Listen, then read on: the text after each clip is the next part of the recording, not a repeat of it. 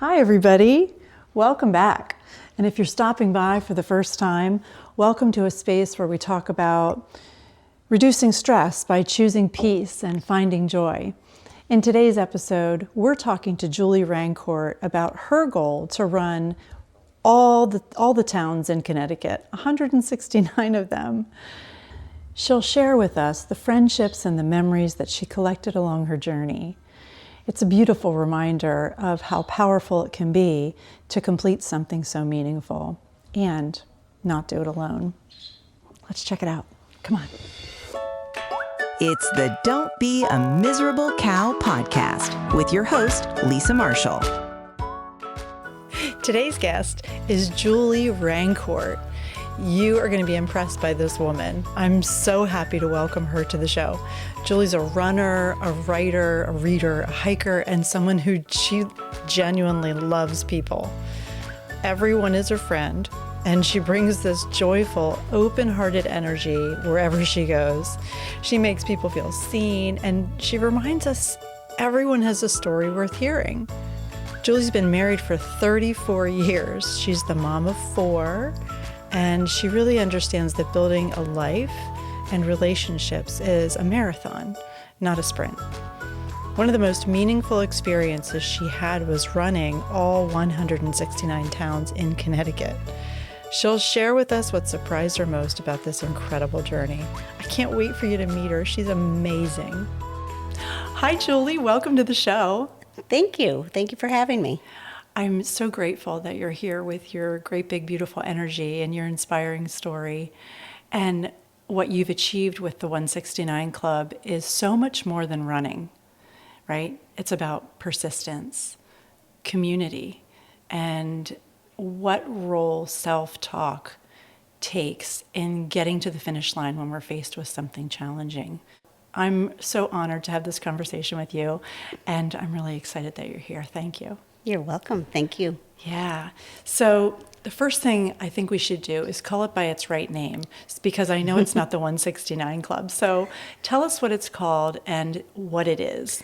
It is the Run 169 Society. Okay. And it is a group of people who have a common goal of running a road race in every town in Connecticut. So there's 169 towns. 169 towns in Connecticut.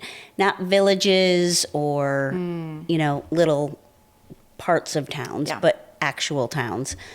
And it was founded 15 years ago. By a group that kind of met each other at these races, and they were like, hey, I've seen you before. What are you doing? They're like, oh, I'm trying to run a race at every town.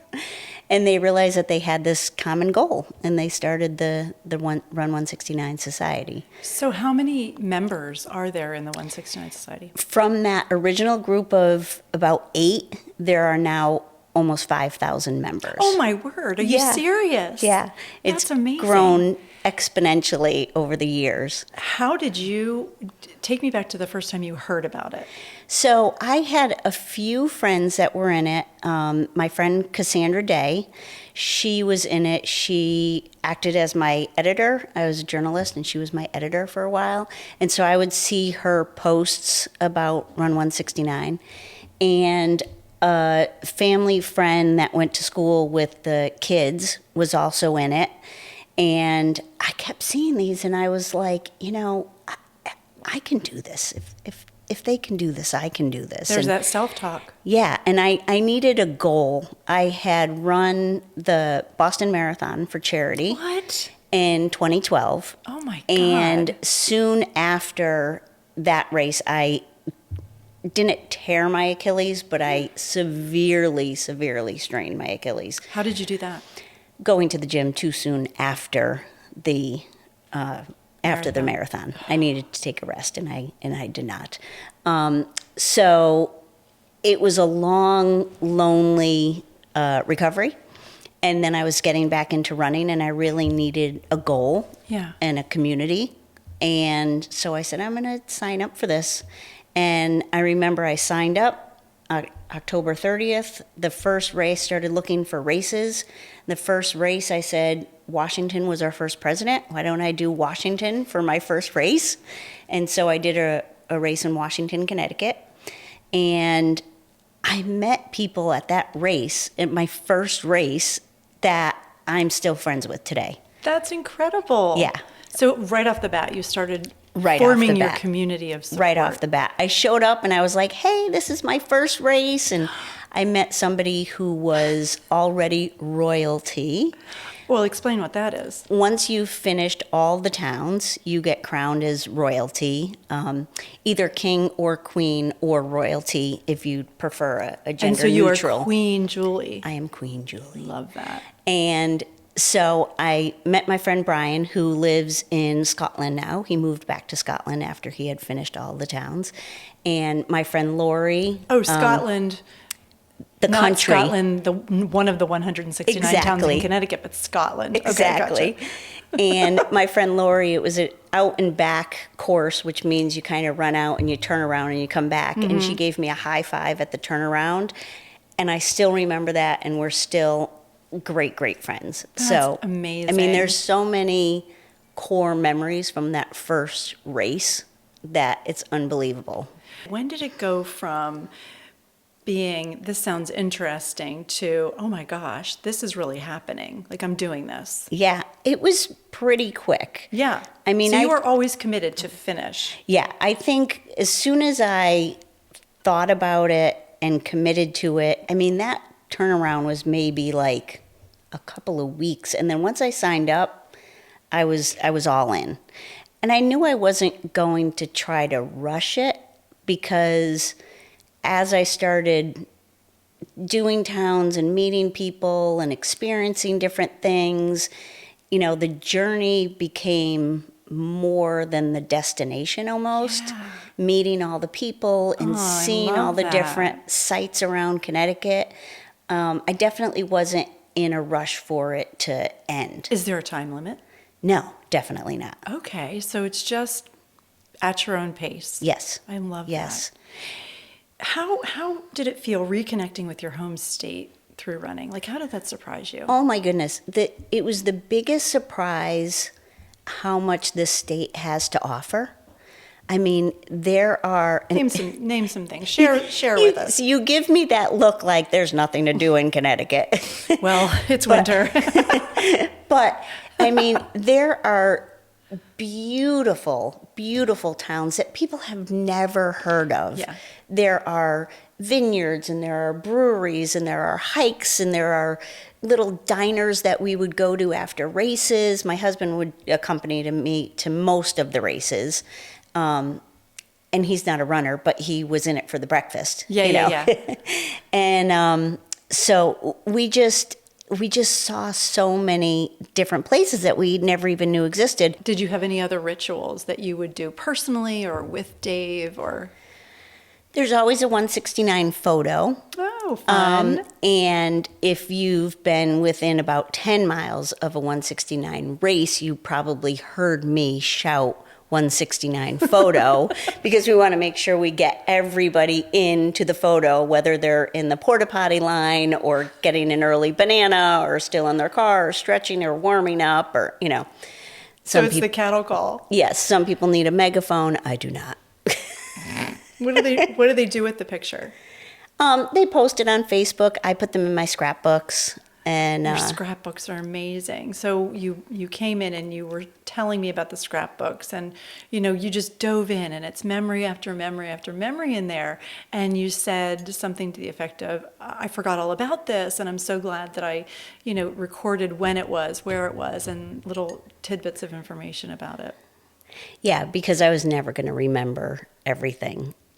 I remember a lot of the towns. But sometimes I'm like, when did I do Basra? Yeah. One of these little towns. But yeah, I can look back at the scrapbooks and so good. Bring it all back. Well, you were just telling me memory after memory, just standing right there. I'm like, Julie, we got to get over here to the podcast. So you've described this journey as unexpectedly joyful. Yes. So can you share some of the unexpected, little joyful things that you've... Meeting lifelong friends that, I can't imagine my life without right now. And then being able to accomplish a goal. I guess I always knew that's not necessarily unexpected, but I can't describe how I thought it was going to feel and then how it did feel. Ooh, bookmark that because we're going to chat about that. All right, good. Later. Let's not give that away yet. Were there moments where momentum was low or, there wasn't that motivation? And how did you deal with that? Yeah, that's a good question. There were times where injuries plagued me. Yeah. There was a pandemic. I don't know if you've heard about that. You were but running during the pandemic. We did have a global pandemic, in case you haven't heard about it. And so that really canceled everything. Yeah. So where I had this goal and I had lists and charts and plans and I had signed up for every race through my 100th race, which is a big milestone along your journey. Yeah. Just one after one, canceled. It must have been devastating. It was pretty devastating. So I had about 15 races scheduled to get to my 100th, and they were all canceled. That was going to be in April of 2020. It's like a matrix, right? Yeah. Because from what I understand, there are towns that are elusive. There's only one race in that town each year. Yes. So if you're trying to coordinate what you're going to run when and time it, right, it's got to be difficult. Schedules, your schedule, the race schedule, how often they're held. Yeah, some of them are definitely tricky to get. I ended up throwing in a couple of triathlons to make it happen. Oh my God. Yeah. Short triathlons, sprint triathlons. So in other words, that was the only race available in that town, so you had to just buck up and be your badass self and go do it. Yes. Yeah. With the pandemic, with family demands, I mean, you have 4 children, and a job and all of the things and injuries. Did you ever feel like quitting? No. I knew it would happen. I definitely knew it would happen. I would never have said, that's it, I'm not doing this anymore. Yeah. Maybe it would have taken longer. My family was great too. Like I said, my husband went to a lot of the races with me. My daughter ran a lot of the races with me. Nice. And then she kind of inspired my other 2 girls to run some races with me. My son ran 1 or 2 with us. 1 or 2. Although like, he ended up like winning top male overall in Madison. Oh, for God's sake. Yeah. He had to show up his mom. Yeah. And it was cold that day, and he had shorts on and like a little tank top singlet. And I was like, if you're dressing like that, you better win.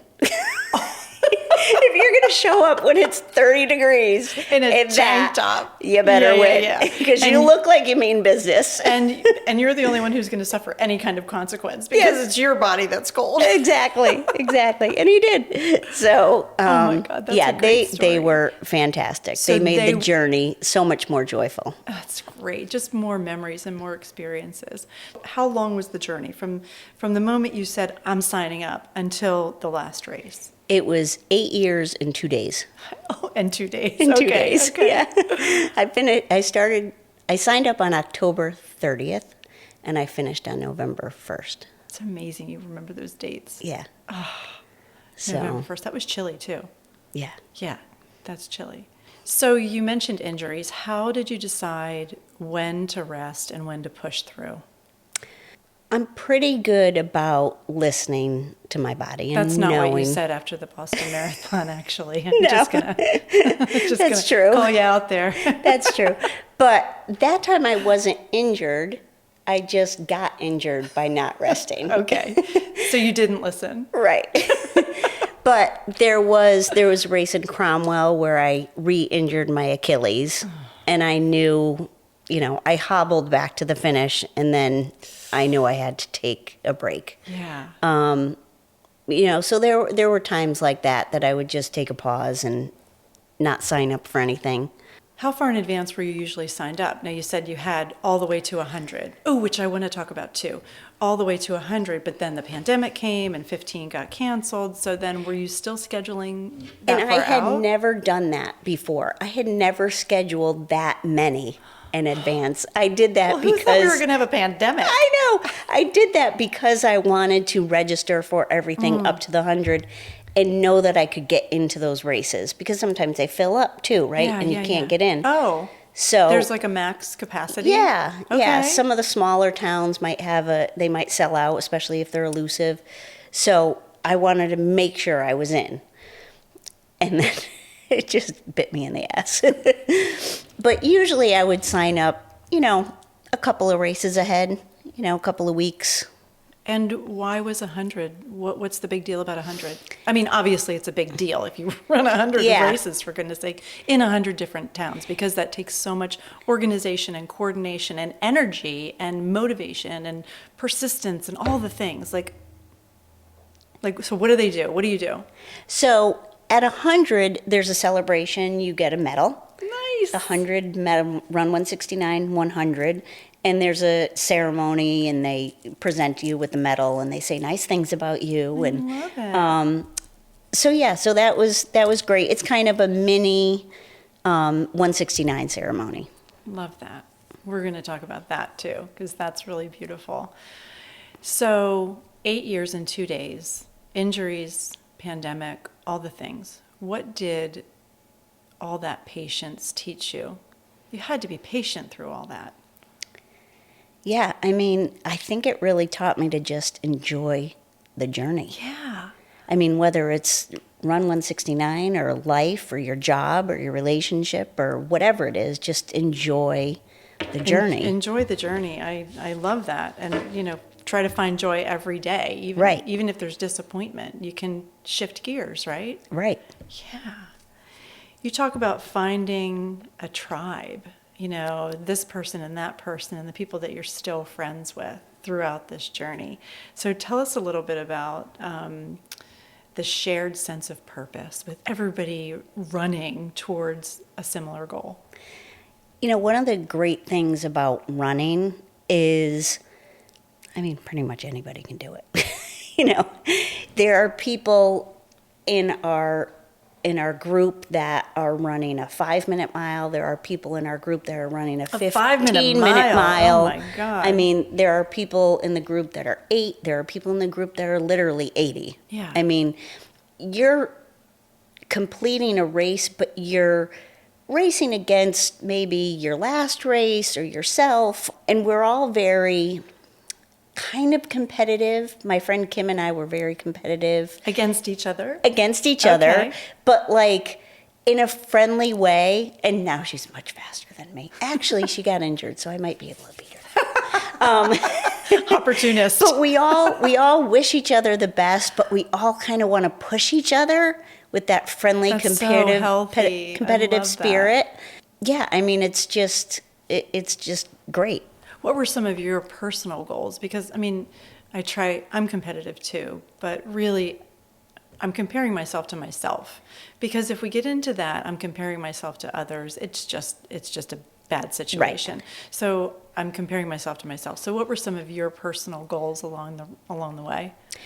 In the beginning, I said that if there were 2 distances in a race, say they offered a 5K and a 10K, I would always pick the longer one. Mm-hmm. I would always do the 10K and that's what I did. You're crazy. That's what I did on my last race, where they had a 5K and a 5 mile, and I did pick the 5 mile. 5 mile. I did not end up doing that on every race where there were 2 offered, because sometimes it just wouldn't have been prudent for me to do the half marathon instead of the 10K, or when I just wasn't physically ready for it at the time. Half marathon is no joke. So that was one of my goals that I didn't always reach, but I always kind of had it in the background of my mind. And then I did end up on my last race making sure that I did that. I got my 5K PR, which is my personal record. Nice. And then I could never, I was never able to beat that again, because it was just. But you did it. Yeah. Yeah. I don't know. I guess just finishing was the biggest goal. Yeah. So. How do you feel having done it? It's interesting. I don't know. I was working so hard to get it done that I was like in a little bit of disbelief that it was actually here once it happened. Do you feel like a void because you're not planning and organizing and going and doing? And it's funny that you say that because there's a little bit of that, but it's also because I finished November 1st and I've done a couple of races since then. I want to say why. Just, because I still want to stay involved with the group and see other people reach that goal. Aww, so I want to go and support them. That's so you. I love that. You are such a great friend, honestly, thank you. to people. Like you are just a true, compassionate, and caring friend. Well, it's so exciting. You can't help but be excited for them. But there haven't been a ton of races because of all of this snow. So things have been canceled, and it's kind of a lull season for races anyways. So once spring comes, then People have cabin fever. They're gonna want to get out. Yeah. Okay. Next question is a two-parter, and the second question is my favorite question. Okay. That I want to ask you. I can't wait. What did your inner dialogue sound like throughout, and how did your self-talk evolve through the entire journey? Well, I learned throughout the journey to start saying to myself, I don't have to do this. I get to do this. I just got chills. I don't have to do this. I don't have to do this. I get to do this. That's beautiful. And I have been fortunate enough to be, despite minor injuries, I've been healthy. My husband and I have lost people over the years, my dad, his sister, his mom, and so really tapping into that gratitude that I get to do this and running and for not everybody can. Exactly. Running for the people who haven't been able to do that or can't do that or aren't with us anymore to do that. Yeah. I think that was a really, really important part of the self-talk and the journey, just reminding myself how lucky I am that I get to do this. Yeah. I think you're a pretty positive person anyway. You don't beat yourself up often. Yeah. No. I think that comes natural for both of us. And whenever I have, you have bad races, you have bad training days, you have bad whatever. And I always say, that's one less that I'll have, Exactly. You have a good day and a bad day. That's one less than I'll have next time. And you can walk it. Right. Right? Yeah, of course. I mean, if you start out running and you in your mind you think you're going to run and maybe, have a personal best and you end up limping across the finish line, it still counts. Right. You've still done it. Right. And you know what? You got out of bed, you put your clothes on and your sneakers on and you went and you got to the start and you finished it. Right. It I doesn't beat matter everybody who's home in bed. Yeah. You beat me for sure. Are there tools or habits that helped you to stay committed? Probably just the spreadsheet, the checking things off my map. Every time I would finish a race, I would color in a map and I would write, this many done, this many to go. So that was always very motivating to see those towns get colored in and checked in. And the society itself has a great website. Okay. And so there's volunteers that post every race. They post the schedules, they post the links to them. So it's very, very easy compared to when that first started and they had to look for these races. Right. And we didn't talk about the rules for the races. Oh, yeah. Because like you said, sometimes towns only have one race, per year. Yeah. And we call those elusive towns, right? That's the official description. The races have to be at least a mile long. Okay. They have to be outdoors. There was one race in the Hartford Civic Center that did loops and loops and loops and loops and loops inside. That was the one exception to the outdoor rule. It was awful. I never did it, but it was awful. They had to be open to everybody. Okay. So a high schooler running cross country couldn't count their meets as races because they weren't open to the public. Sure. And results had to be posted somewhere, anywhere, even on a napkin. Popsicle stick. Yeah, you were telling me earlier. Share that. Even if they just wrote down on a clipboard the results because it was a small race, and somebody took a picture of it, that would be fine. So yeah. That's great. That's great. How did this persistence in running mirror persistence in, let's say, your marriage or parenting or life in general? Yeah, I mean, it's all connected. Your thought process in one aspect of your life kind of flows into the other. And so when there's a problem, you work it out. When there's a situation, you see what you could do to help. When there's, any sort of issue, you just kind of work through it. And about being a parent, I mean, it was always kind of in the back of my mind, too, to make my kids proud. As I was running races. Oh my God, they must be so just make proud your of kids you. proud. Make your They must when be I so really wanted proud to of you. stop or walk or quit or whatever, like just Stay in make them bed. proud. Yeah. Yeah. So What do you think these shared victories and struggles, what has that taught you about human connection? I feel like, I asked you, what are some of the habits? What drove you to finish? What drove you to get there? What are some of the habits that you instilled in yourself to keep going? And I think knowing you as the social butterfly that you are, the community, who are you going to see at the race? And you felt a connection. So, what does that tell you about the human connection, sharing victories and sharing struggles?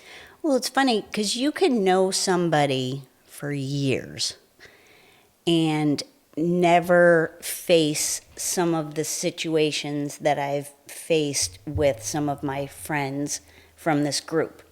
So my friend Kim, for example, who has roped me into doing the Anchor Down Ultra race in Rhode Island for now, this will be our 6th year.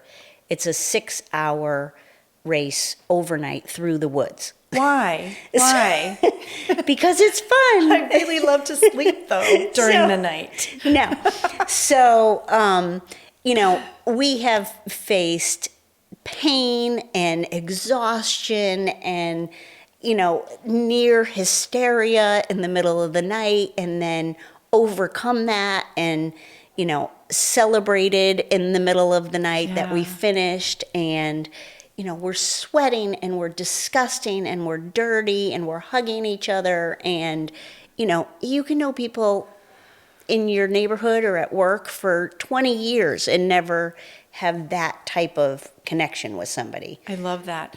And I think that the more experiences you share with somebody, the bigger that world becomes, right? You have all these things in common now and these shared experiences to talk about and reminisce about. And it just makes connection so much stronger. And it's a very heightened experience. It's because it's so physically demanding and mentally draining and challenging that it just makes the bond that much stronger. Yeah. Like, we did this. Look, Yeah. we're doing this. We're so badass. Oh my God. Yeah. Yeah. But, I mean, I know that your husband and your kids are proud of you. You must be proud of you. Oh, yeah. Yeah, I am. Yeah. It's a really big endeavor. That's not easy to say, but yeah, I'm thrilled that I finished. Tell us about the last couple of towns when you knew you were getting close. Ooh, I got chills again. So it's funny. I had 3 towns going into 2025 when I was going to finish. In January, I stepped over my dog gate and tripped and sprained my ankle. Like, really bad. Like, really could not walk the whole weekend. Oh my God. And I had a race in February that I had to run to finish. Oh my gosh. And it was 5 miles long. And so it wasn't a 1 mile. It wasn't. No, Yeah. no, Okay. it was 5 miles long, and it was a Valentine race. And I put on my heart sweater, and I went out there and I said, "Well, I'm just going to see." I rested. I hadn't run at all. I said, "I'm just going to see what I can do." And I started running. I ran a lot of it, but it was through the woods, and there was a lot of ice. So I walked over a lot of the ice, and I just finished it. And you finished it. And I finished You it. can crawl. You can crawl across the line. Of course. It still counts. And then, of course, the Willington one. Where you were on vacation. And I'll be right back. I'm on vacation, I know, but I have to go run. Yep. I think I was back before everybody woke up. That's commitment and dedication. Yeah. Yeah. So what surprised you the most about yourself by the end of it? I always knew I could do hard things, but that really solidified it, that like I had the endurance to just keep going. And I always tell myself that too. That's like an inner dialogue, like you can do hard things. I think that is so powerful. I wanted to repeat it because it's such a great message for so many people who don't have a positive outlook or they don't have self-confidence. Yeah. Say it again. They can do hard things. You can do hard things. I always knew I could do hard things. Yeah. That's wonderful. What a great attitude. And it takes drive and passion and persistence and community, right? Yeah. Let's talk about the last race. How did you prepare for it? Who did you tell? Was there a party? Who came? How did you feel? Was it about how fast you ran? What was it about? Tell me everything. It was so exciting. It was surreal. I think it was the definition of surreal, like I couldn't believe it was here. Yeah. My friend Ben ran with me, which was lovely that he would offer to do that, That's especially so in the cold, and especially over the 5 miles. In November. In hills. Oh, lots and lots and lots of hills. Ways. Yeah. Yeah, it really was. It was a big loop of hills. And what town was it? It was Middlefield. Was it elusive? Yes, but, well, semi-elusive. Okay. They have 2 races, and the other race was the week before. Oh, my God. So it was interesting because they were so close, Yeah. back to back, but I wanted to do that race. Why? It was at Lyman's Orchards, and it was called the Pie Run. Because there was pie. Because there was pie. Like, we actually got pies, and I love pizza, and so I said, it's a pizza pie race. Love it. So when I said I will run for pizza, that was the theme. And, I mean, it was great. When I came around, we were out there for so long in the cold and the hills, and then my friend JB finished. He had been looking for me. He thought I was ahead of me. He thought I was ahead of him. And so he was running faster and faster, and they got to the finish, and he was like, where is she? No, she's still out there. So he ran back to finish with us. Oh, my God. So how far did he run from finishing to find you? He ran back probably almost a half a mile. Oh, my God. So it was 5.5 miles for him. Oh, my God. And so he and Ben kind of escorted me over the finish line, and all the friends and family were there, and there were hugs, and there were tears, and there were signs, and there were flowers, and there was the ceremony where they said nice things about me and gave me a medal and a crown. Love and a sash. Oh, my God. And it was special, too, because the race was sponsored by the Meriden Running Club. So even though it was in Middlefield, which used to be part of Middletown, which is my hometown, Right. it was sponsored by the Meriden Running Club, Where you which grew was, up. yeah. Oh, my God. It came full circle. Yeah, totally full circle. So it was great. I want to go back and ask you about, is there a particular race that really evokes some emotion or that you have really fond memories about throughout your 8-year and 2-day journey? Well, the first one that comes to mind, because we were talking about it earlier, was Salisbury. Yeah. Salisbury is elusive. There's only one race. Okay. The Beast, which is aptly named because you run 1.5 miles straight up this hill. That's terrible. And then 1.5 miles back down. Okay, I like the down part. Could I start at the top? Even the down is very difficult on your knees. Yeah. But it was the year I did it, it was held on the anniversary of the day my dad passed away. And I really wanted to get this done, and I wanted to do it kind of in his memory, like run it with him. And I had plans to take my mom out that day, so I contacted the race director, and she very generously let me start early. So David Wow, that's drove unheard me. of, right? Yeah. Oh my gosh. So David drove me to Salisbury, which was like an hour and 20 minutes. He wanted breakfast. And yeah. And I set off alone with my dad, up the hill in the dark and ran the race and then finished before everybody else got there to start the regular time for the race. Oh my and gosh. there were hugs and there were tears, and her dad presented me like with my finisher's medal and gave me a big hug. And I love that. yeah, it was just it was so beautiful, and it was just the perfect way to spend the morning with him. It's so incredible to hear your story and then reflect upon something that you said, which was, it's not about the destination, it's about the journey. Like, I'm literally tearing up. Like, Yeah. The memories and the stories that you have collected are Yeah. beautiful. Oh yeah. Julie, if someone listening feels stuck in the middle of a long journey, what advice would you have for them? Don't look at the end of the journey. Look at the next step or the next day or the next act that you need to undertake. You can't always grasp the end of the journey or the whole accomplishment. So just break it down into little parts and just do the next thing. I love that. So little bites of the whole big elephant. Right. It's too big to look at the whole thing. Right. I was going to say a journey of 1,000 miles starts with a single step, but yours is much more prophetic. What is it that they say? Death by 1,000 cuts. That's how I feel about running a My race and journey. everything. But it's so much more than that. As you've said, it's there's so many heartwarming stories. And I got choked up listening to your memories, and you can just pull those out and just be part of that community anytime you want. Yeah, there's so many. It's been such an incredible journey, and running may not be for everybody, but there's something that anybody can do that would give them that unexpected joy. Yeah. I love it. And that sense of community, right? Yeah, I think exactly. that's really important for me too, to feel like I belong to a community of people.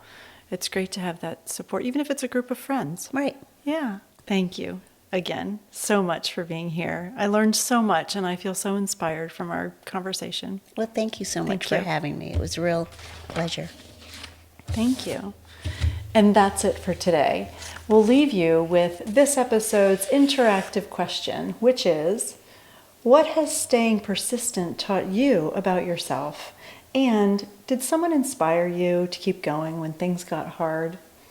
Head over to joywithlisa.com and tell us your story. And remember, we all have a choice. Choose joy, choose peace, and don't be a miserable cow. See you next time. Bye. Thanks for spending this time with us on the Don't Be a Miserable Cow podcast with your host, Lisa Marshall. If you're looking for a little more guidance or encouragement, you can find Lisa's books, Find Joy, No Regrets, and Oh, Hello, Alzheimer's.